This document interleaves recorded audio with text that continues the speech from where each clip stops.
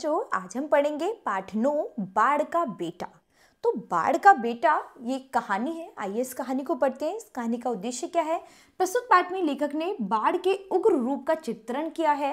इस अध्याय में यह स्पष्ट होता है कि हमें संकट के समय घबराना नहीं चाहिए, अपितु धैर्यपूर्वक उसका सामना करना चाहिए। तो क्या है बच्चों, संकट हर किसी के जीवन में आता है। कोई हमारे आपके किसी के लिए भी कोई संकट कोई बड़ी चीज़ नहीं है। संकट हर किसी के जीवन में कभी ना कभी ज़रूर आता है। तो क्या संकट के समय हमें क्या करना चाहिए? हमें धैर्यपूर्वक उसका सामना करना चाहिए, बजाय उससे घबरा के एक तरफ बैठने के। हमें उसका सामना निरंतर करना चाहिए। अगर हम उसका सामना करेंगे तो हमें सफलता जरूर मिलेगी। बाढ़ आ रही है, सुकिया ने कहा। विशेषज्ञ ने जरा सिर उठाकर उसकी ओर देखा और फिर अपने जाल की मरम्मत करने में लग गया। बाढ़ आ रही है क्या विशेषज्ञ यह नहीं जानता? आज 4 दिनों में जो उमस रही, उत्तर की ओर हिमालय की तराई में जो लगातार बिजली चमकती रही, बादल गरजते रहे, वे क्या यह सूचना नहीं देते थे कि बाढ़ आएगी? वो बाढ़ उसके लिए कोई नई चीज नहीं है। ठीक है, तो यहाँ बाढ़ मतलब आना कोई अलग चीज नहीं थी, बाढ़ तो आना निश्चित थी। बचपन से ही वह बाढ़ देखता आया है, उससे खेलता आया है। बीच चौर में है उसका यह गांव। 4 महीने तक यह एक टापू ही बना रहता है। विशेषज्ञ को अपने बचपन की याद आ रही है और याद आ रहे हैं उसके दादा प्रयाग सहनी।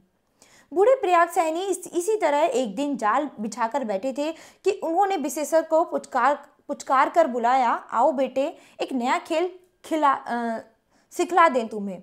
और सचमुच खेल खेल में ही उन्होंने विशेषज्ञ को क्या क्या सिखला दिया। तो चलिए देखते हैं कि विशेषज्ञ को उन्होंने खेल खेल में क्या सिखाया था। जाल की मरम्मत करना, नया जाल बनाना, जाल का धागा कैसा होना चाहिए, जाल को तैयार कैसे करना चाहिए, जाल को कैसे संभालना चाहिए, कैसे फेंकना चाहिए। सिर के चारों ओर घुमाकर फेंकते ही वह एक बड़ा सा वृत्त बनाता, पानी में इस तरह गिरे कि उस वृत्त के दायरे की मछलियों को निकल भागने का मौका ही नहीं मिले। प्रयाग सहनी ने मछली मारने के सारे गुर विशेषज्ञ को बता दिए थे। तो क्या कभी आपके भी बड़े ने, आपके भी कभी कोई दादा परदादा रहे होंगे, उन्होंने भी आपको कभी कुछ सिखाया होगा। तो आपको भी याद है कुछ कोई ऐसी कहानी या कोई ऐसी बात जो आपके दादाजी या बड़ों ने आपको सिखाई हो? जब बाढ़ अपने ओज पर होती, वह विशेषज्ञ को नाव पर बिठाकर चौर की ओर चल पड़ते। दिन में ही नहीं, अंधेरी रात में भी। डरना मत बेटे, बाढ़ में देवी देवता होते हैं, भूत पिशाच नहीं। जब नाव बीच चौर में पहुंचती, बूढ़ा पतवार चलाना छोड़ देता, नाव को स्थिर कर देता और उसकी मांगी पर जाल लिए खड़ा होकर पानी की ओर एकटक घूरता। विशेषज्ञ को याद नहीं कि कभी उसके दादा का निशाना चूक गया हो। कभी भी उनके दादाजी का निशाना चूका नहीं था। प्रयाग सहनी ने विशेषज्ञ को नाव के बारे में बहुत कुछ शिक्षा दे दी थी। किस लकड़ी की नाव अच्छी होती है से लेकर जब नाव भंवर से पड़ जाए तो उसे कैसे निकालना चाहिए, तो वो सारी की सारी सीख उसको देके गए थे कि किस तरह से नाव में पतवार चलानी है, किस तरह की लकड़ी होनी चाहिए, और हर तरह की सीख उसे देकर गए थे। बाढ़ आ रही है तो आए, प्रयाग सहनी कहाँ करते, बेटे बाढ़ से मत घबराना, भगवान खुश होते हैं तो पानी दे देते हैं। बाढ़ नहीं आए तो मछलियां कहाँ से आएंगी? और अपने 2 बीघा जमीन से ही जो परिवार भर की गुजर बसर चल जाती है, क्या बाढ़ की देन नहीं है? 2 बीघा जमीन और परिवार भर की गुजर बसर। विशेषज्ञ को कभी अनाज नहीं खरीदना पड़ता। हर साल बाढ़ आती है और कुछ नई कुंवारी मिट्टी खेतों में डाल जाती है। वह नई कुंवारी मिट्टी न्यूनी सी चिकनी सोने के रंग वाली, ज्यों ही उसमें थान रोपिए, देखते ही देखते वह छाती भर बाढ़ बढ़ जाएगा। मीड़ ऊंची करो, कुदाल मजबूती से पकड़ो, समय पर खेती करो, बाढ़ आती है तो आने दो। लगा जैसे प्रयाग सहनी आज भी विशेषज्ञ को उपदेश नहीं आदेश दे रहे हो, और सचमुच बाढ़ आ गई। तो उन्हें ऐसा लगता था कि आज भी वो उन्हें कोई सलाह दे रहे हैं। ऐसा लगता था कि आज भी उनके वो बूढ़े बुजुर्ग जो हैं वो उन्हें कोई आदेश दे रहे हैं कि तुम ऐसा करो। किंतु इस साल की बाढ़ को क्या सिर्फ बाढ़ कहा जा सकता है? यह बाढ़ नहीं आई जैसे जंगल का बाघ आया, उछलता कूदता गरजता तरसता। लोगों ने देखा 3 हाथ ऊंची जितनी पानी की दीवार जैसे दौड़ती हुई चली आ रही हो, खेतों को, गड्ढों को, मेड़ों को, बांधों को डुबोती, पाटती तोड़ती। इस बार बाढ़ का बहुत ही घनघोर रूप देखने को मिला। लोग भागे, हलवाहे हल बैल लेकर भागे, चरवाहे गाय भेड़ लेकर भागे, जो जहां था सिर पर पैर रखकर भाग गया। तो सब भागने लगे क्योंकि बाढ़ का रूप इस बार बहुत ही विकराल था। पानी गांव में घुस गया, अब घरों में घुस गया है। पहले सारा गांव टापू लगता था, अब हर घर टापू लग रहा है। विशेषर दरवाजों की चीजों को सहेज रहा था, ढोरों को संभालता था, चारे को संभालता था, ईंधन को संभालता था, नाव को संभालता था, जाल को संभालता था, कुदाल को संभालता था, पतवार को संभालता था, और एक को संभाल रहा होता कि दूसरे को संकट में देखता। तो जब भी एक एक चीज को संभालने की कोशिश कर रहा था तो दूसरी चीज हाथ से निकल जा रही थी। उधर आंगन में सुकिया परेशान है। अंत में वह चिल्ला उठी, पानी चूल्हे तक चढ़ आया, दौड़ो हो। विशेषर कहाँ कहाँ दौड़े, क्या क्या बचाए। पानी बढ़ता गया, बाहर की सारी चीजें भी भीग गईं, भीतर की भीग रही हैं। कपड़े और अन्न तक को नहीं बचा सका वह। अंत में तो ऐसा लगा कि उसकी यह झोपड़ी भी कहीं बह न जाए। जो कुछ संभव हुआ वह गांव के नुनफर पर लेकर पहुंचा। गांव का यह नुनफर आज गांव का गोवर्धन बन गया है। बाल बच्चे, माल गोरू, अन्न धन, चारा, ईंधन लेकर लोगों ने इस नुनफन की शरण ली है। अरे कलछी तो घर में ही छूट गई। सुकिया की बात सुनकर विशेषर झल्लाया। जहाँ पहले हाहाकार था वहां चित्कार है, आर्तनाद है, लेकिन रोने धोने से होता है क्या? कुछ भी नहीं होता। लोग धीरे धीरे शांत हो रहे हैं। प्रयाग सहनी कहा करते थे, जो बाढ़ जितनी तेजी से आती है वह उतनी तेजी से जाती भी है। तो आंधी तूफान जितनी तेजी से आता है उतनी ही जल्दी भागता भी है। दूसरे ही दिन से पानी घटने लगा था, तो भी गांव से निकलते निकलते 7 दिन लग गए। उफ, इन 7 दिनों में गांव की कैसी दुर्गति हो गई है। लगता है गांव में किसी ने बमबारी की हो। जो ही पानी घटने लगा, कच्ची मिट्टी की दीवारें जो भीग गई थी धड़ाधड़ गिरने लगी। चारों ओर ढूंढूं मलबा ही मलबा दिखाई पड़ता है।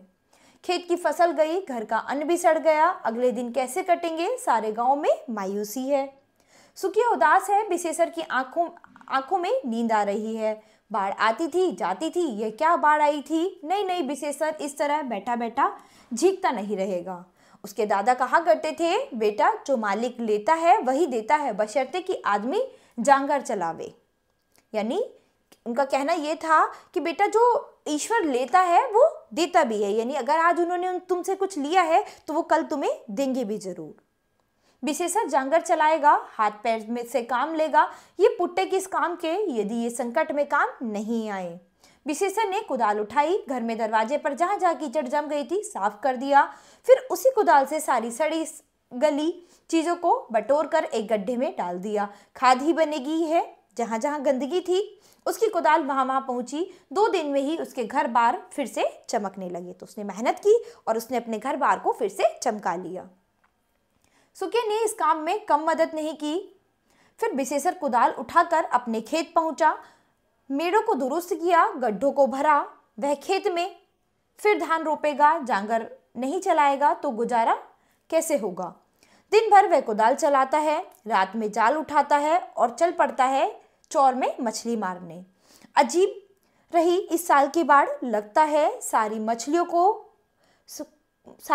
को भी वह बटोर कर ले गई है, लेकिन विशेषकर हार नहीं मानेगा। उसने हार नहीं मानी, वो अपने काम में लगातार आगे करता रहा, क्योंकि उसे पता था उसे सफलता जरूर मिलेगी।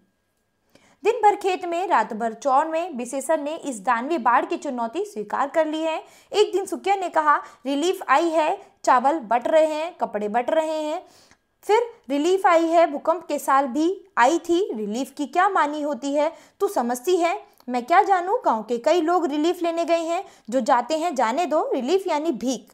दादा ने मरते समय कहा था, बेटा भूखो मर जाना, भीख मत मांगना। लोगों को भीख मांगने दे तो कुदाल और जाल पतवार की खैर मना। बोरे के बोरे चावल, गड्ढे के गड्ढे नोट बट रहे हैं, लेकिन विशेषर अचल अड़िग अपने काम में जुटा है। अब पानी कम हो रहा है, अपनी हौसली दे। सुकिया ने हौसली उतार दी।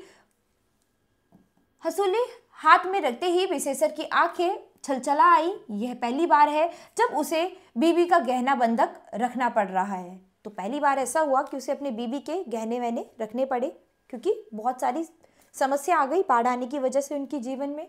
लेकिन वह तुरंत हंसकर बोला, भगवान मालिक है, शुक्रोनी फसल आएगी और हंसूली में करण फूल भी लाएगी। यानी ऊपर वाला है, आज लिया है तो कल देगा भी जरूर।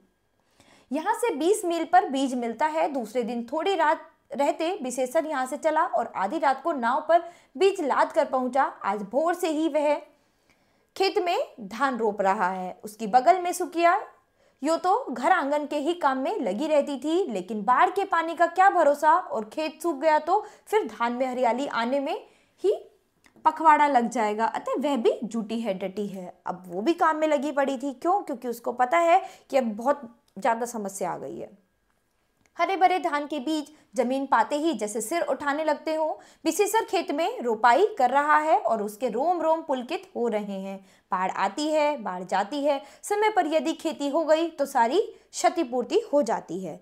ठीक है, अगर समय पर खेती हो जाती है तो उसकी सारी भरपाई हो जाती है। लेकिन बाढ़ ने अपना काम जारी रखा। बाढ़ आती भी रही, जाती भी रही और विशेषकर अपना काम करता रहा। उसकी आंखों में वह दृश्य नाच रहा है जब ये बीज लहलहा उठेंगे, खेलने लगेंगे। कार्तिक में छाती भर धान आएगा और माघ आते ही इन खेतों में सरसों का पीला समुद्र लहलहाने लगेगा।